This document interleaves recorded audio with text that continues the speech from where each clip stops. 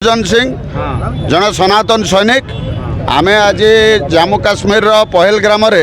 जो हिंदू मान को निर्मम भाव में हत्या कराई से विश्व हिंदू परिषद बजरंग दल आ जगतसिंहपुर रे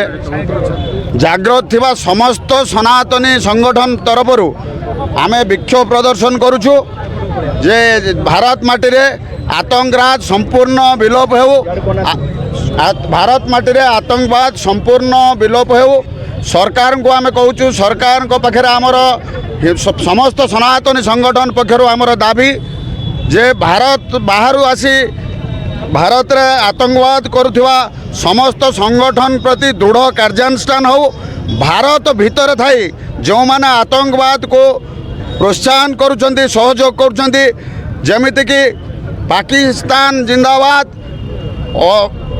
अफजल तेरा कातिल जिंदा है हम लोग शर्मिंदा हूँ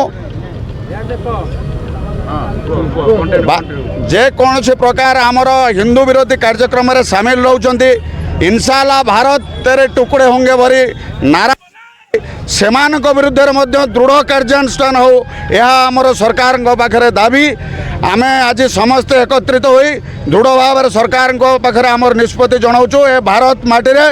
आओ हिंदू मान प्रति अत्याचार चलो ना हिंदू मान होता आतंकवाद कार्यकलाप चलो ना जदि चलो आगामी दिन में आम समस्त संगठन ताको विरोध करूँ सरकार पाखे आम बारंबार दाबी करुँ